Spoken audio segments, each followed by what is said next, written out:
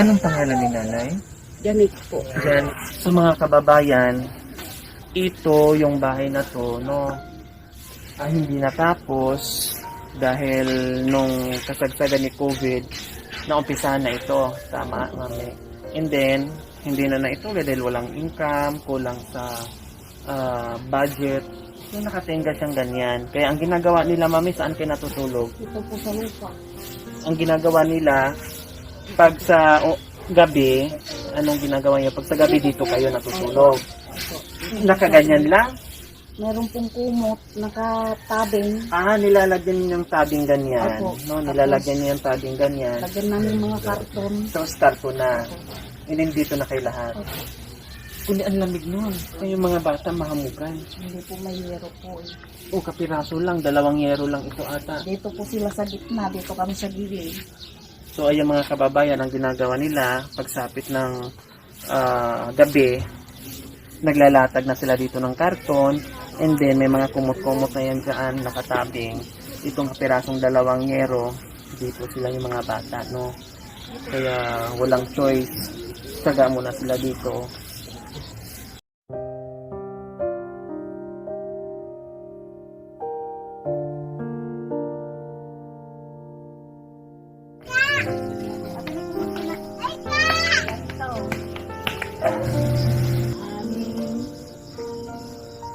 Ilang umaga, ligpit na naman sila, no? Tanggalin na naman nila yung mga kumukuha, mga tabing-tabing, yung mga karton dito. And then, saan yung nilalagay, mami? Dito sa loob. Doon muna sa isang bahay din na malapit na rin bibigay. Ayan, ganyan lang ang buhay nila. Kaya,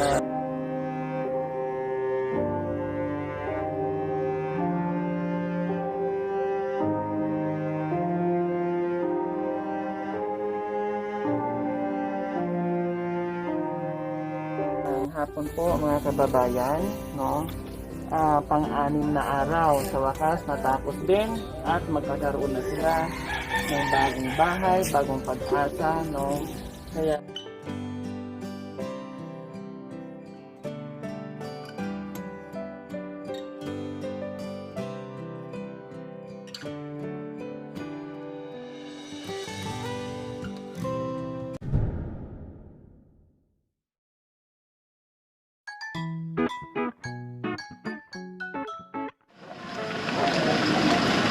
so nandito tayo, ito sa nabigyan natin ito mga kabayan.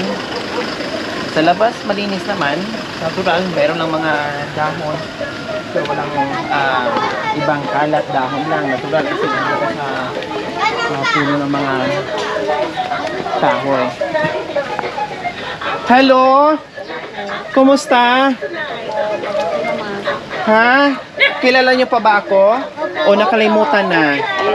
Ay, hindi. Kaganda naman ng mga bata na, malalaki na sila. Ay, kumakain kayo.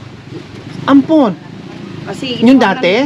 Hindi, iniwanan ko yung kapatid kong isa. Yung dating nandyan, Hindi po, is nasa lawak. Ampon mo, tapos yung hawak-hawak mo. Sila tatlo sila magkakapatid. Oh my God. Namasukan mo. Ilang nga yung anak mo? Namasukan mo. Hindi, ilan ang anak mo lahat? 4. 4 lang talaga sila. Ngayon, nadagdagan ng ampon, 3, so nagiging 7. So, ayan po mga kabayan, pwedeng makipasok? Opo. So, ayan po mga kabayan, isa sila sa nabigyan natin ng bahay. Kumakain sila pala. Anong ulam nyo? Asin, bagoong. Ay, Ha? bagoong tsaka mantika.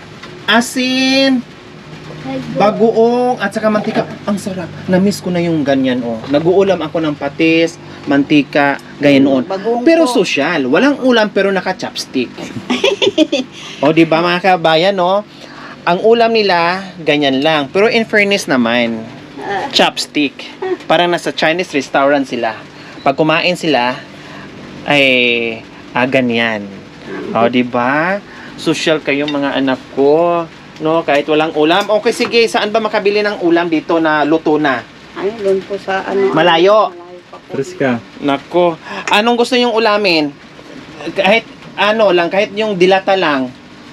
Andyan lang po. Bili muna kayo doon. Sige, para may ulam kayo.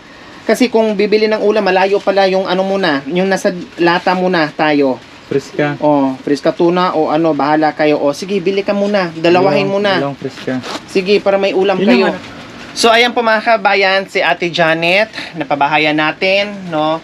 Hindi man ganun kaganda, kapulido, pero malaki kaysa sa dati niyang tinirahan na talagang sako na lang, no? Nagsako na lang sa mga kabayan kasi skeleton pa yung bahay niya at the time, nagsako na lang.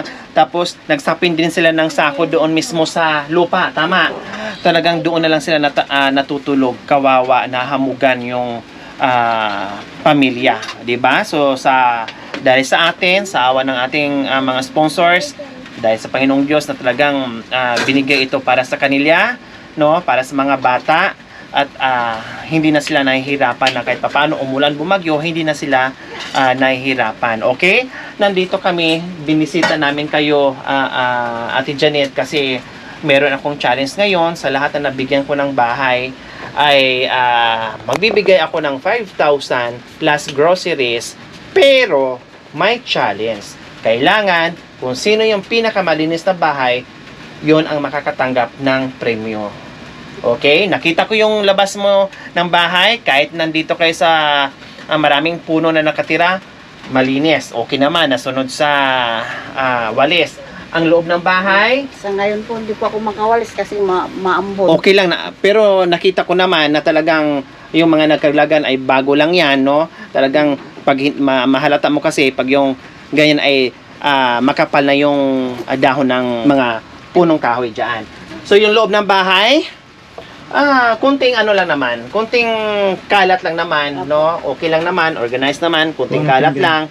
Siguro, ayan, so sige, kain lang kayo ha, kasi dito lang kami mag-usap ni mama nyo. Kain lang kayo dyan. Okay lang dyan na. Okay lang anak, dyan ka na. Sige, buksan. O, kuha ka ng pinggat, ilagay mo yung ulam. Sige, buksan mo na. Okay lang, walang problema, kain lang kayo dyan. So, ulitin ko yung loob ng bahay, organized naman, okay naman, no? May kunting sabit-sabit lang, natural lang yan, no? May mga bag yan, o ano. Ito lang mga higaan, no? Siyempre, hindi pa siguro nalinis. Dahil sa sobrang dami ng alagaan ni Ate Janet, no? Oy. Nadagdagan pa ng 3 dahil umalis yung Nanay na namasukan. namasukan lang. Kumbaga, nakikisuyo sa iyo Oo. na bantayan yung mga Anak. kasi Kasi walang pag- magbantay para Walang makapagtrabaho siya. alaga, wala siyang papalaman sa mga anak niya. Tama. So, dito sila na iwan din nag-aaral at habang nagtatrabaho yung kanilang nanay. Opo. So, ayan Yan nga po ang tinutulong patayo niya. Oo nga, dating sinasabi mo na magpapatayo at Oo. lilipat sila dito. Opo. Yung isa na nandyan, kumusta? Ay, Naalis na sila? Ano po yan, namasukan din, nag-secure din siya. Hindi yun nandyan sa Yung ano? asawa? Yung asawa yan yung nakulong. Nakalabas na. Ay, andun na po sa likab Nakalabas na? Okay. Sa likab na po siya. At least, mayroon na silang tirahan ngayon. Di ba? Kahit napaalis sila dyan. Yan, kinuha nila yung pinatayo nilang yung ganito. Oo. Doon. O Ate Janet, kumusta naman ang buhay-buhay ngayon mula nung natapos yung bahay? Kumusta naman ngayon ang buhay-buhay natin?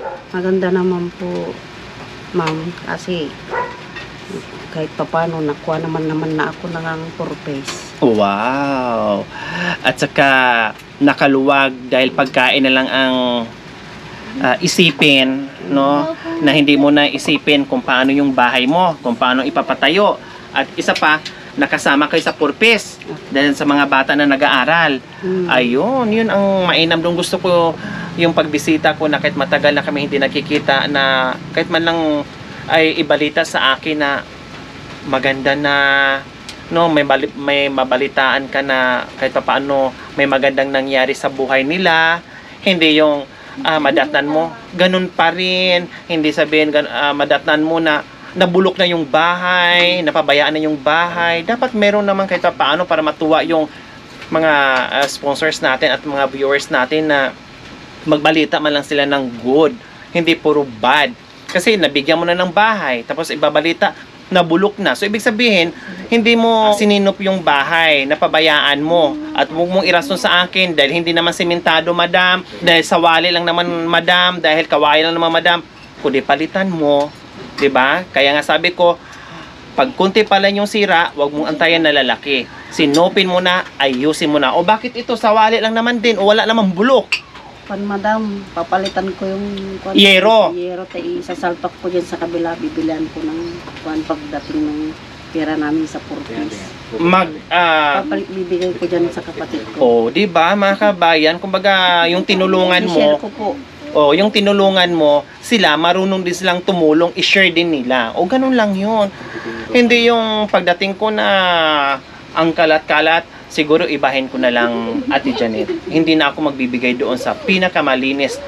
Kundi ang ano ko na lang, ang gagawin ko na lang, magbigay ako ng premyo doon sa pinakadugyot. Ay, Sa tingin nyo, mas maganda? Saan mas maganda? Pinakadugyot o pinakamalinis? Sa tingin nyo, Ate Janet, anong mas maganda? Alin mas maganda bigyan ng premyo? Yung pinakadugyot na bahay o yung pinakamalinis na bahay? yung nahihirapan na madam na maglinis para linisan niya ulit yung mga kanya. Doon na lang sa pinakamalinis. Doon na tayo magbibigay ng premyo. Akala ko doon sa pinakadugyot para yun na lang ang bibigyan. Naku, mayroon na mananalo ka agad. Lalo po, madam, lalong tatamad po pag hindi, maglilinis ng bahay niya. Pag yung dugyot ang bibigyan nyo. 'Di ba? Kaya nga lalong matutuwa, lalong magdudugyot 'yon pag 'yon ang bibigyan, 'yon ang ibig sabihin nyo. Opo. Tama kayo.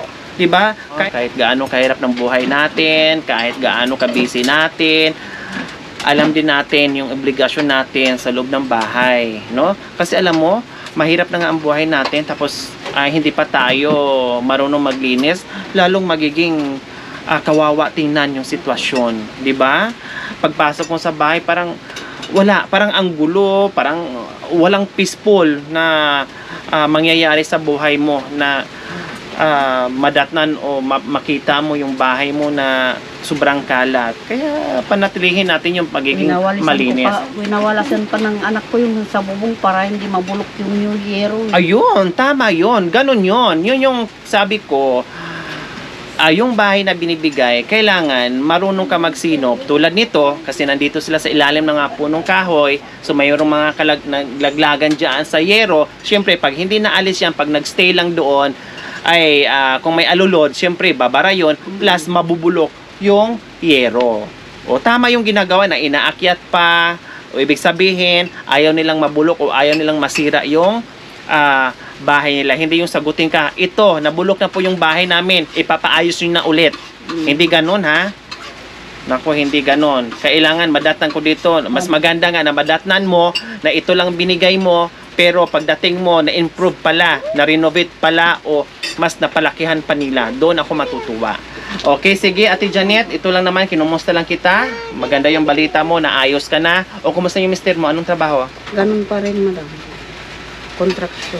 Construction. Buti hindi ka nabuntis. Akala ko itong nabuntis ka, ito ang baby mo eh. Hindi po Hindi, akala ko nagdagdag ka. Mahirap nga ang buhay si madam, kahit huwag nang dagdagan. Ilang taon nga yung bunso mo? Ito na po, madam. 7, ito yung maliit dati, di ba? Grabe no, malaki na siya. Ito yung maliit mo. Naalala mo ba na natutulog kayo sa karton noon na ang sahig nyo ay lupa na? Naalala mo ba yung maliit ka? O hindi mo na naalala?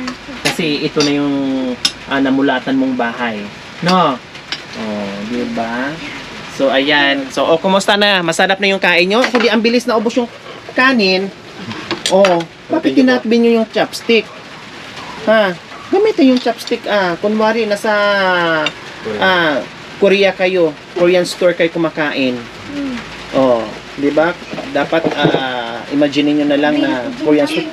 Paano ba mag-chopstick yan pag yan ang chopstick mo, ha? Be? Wow! Mga bata kasi ngayon mga kabayan, no, mahilig sa mga Korean. Kahit anak ko, naku, daig ako pag mga ganyang restaurant, pagpapasok ko may chopstick, manghihingi talaga ako ng kutsara o magkamay ako. Bakit pahirapan ko yung sarili ko kung hindi ko alam? Ayaw ko na marunungan, no? Ayaw ko na magsusosyalan pa. Bahala kayo dyan, mag-chopstick kayo, basta ako magkamay o kaya kutsara. Ganon. Pero yung anak ko, naku, talo ako, magaling mag-chopstick. Huli lang pinanganak, pero marami silang natuto sa mga ganyang Korean na yan, chopstick na yan, ay bahala ka na chopstick yan. Baliin ko pa yan pag hindi ko masubo yung pagkain ko. Okay, dito na ako ha. Bye-bye. Okay, sige, ito pambili mo ng ulam mamaya kasi may bagyo ngayon, o pambili mo ng ulam. Thank you. Ulitin ko, kung sino yung pinakamalinis na bahay, magbibigay ako ng 5,000 plus groceries. Kung sino yung pinakadugyot na bahay, magbibigay ako ng 20,000. O, mamili ka doon. Ha? Anong pipiliin mo? Marumi po Ah! Pero nakakahiya naman po, madam, kung marumi naman yung parating bahay mo. Bakit marumi? Maglinis ka naman Bakit nasabi mo kanina, pinapili kita kung saan pipiliin mo, pinakamalinis na 5,000 plus grocery or 20,000 na pinakadugyot. Pero sabi nyo, pinakamarumi kasi 20,000. Opo. Mahirap naman po, madam, kung puro marumi naman, nakakahiya naman. Oh, saan Kaya nga tinutulungan para maglinis ng araw-araw bayan. Oh, tama yung ginawa mo, tama yon. Pero anong pipiliin mo? Saan ang kukunin mo? Yung 20,000 o 5,000 na may groceries? Kung ano yung may bibigay sa akin, madam, di magpasalamat na lang ako. Pero ayaw yung maging dugyot. Ayaw kong mangindugyot kahit paano ganito lang naman kami. Tama. Kaya nga sabi ko sa kanina, tama yung sinabi niya. Kahit ang buhay natin ay simpleng pamumuhay lang na meron tayo, pakita din natin sa tao na magiging malinis din tayo kasi para na rin tayong mayaman pag kahit mahirap tayo na malinis ang loob ng bahay natin. Plus, maiwasan yung Kasi pag magkasakit yung mga bata, di ba? Kung hindi ka naman maglinis, madam, may dinggi naman sa rubayan. Oo, tama. Mahirap naman po yun. Tama. Pag magiging dugyot ka kasi sa loob ng bahay, ipisin ka, dagain ka, ahasin ka, lahat, no? O sino ngayon na magsasuffer nun? Yung mga bata. 'Di ba? Yung mga bata kasi nandoon na lahat ng dumi, nalalanghap na araw-araw, lalong-lalo na kawawa yung mga bata na ganyan. Kaya tama yung sinabi ni Ate Janet. Okay, dito na kami ha. Bili ka ng masarap na ulam kasi tag-ulan, may magsabaw ka, ganun-ganun. Bahala ka na. Opo. Abangan nyo na lang. Mabalitaan nyo lang kung sino yung pinakamalinis at sino yung pinakamaruming bahay. Okay. Bye-bye! Bye po. Bye-bye!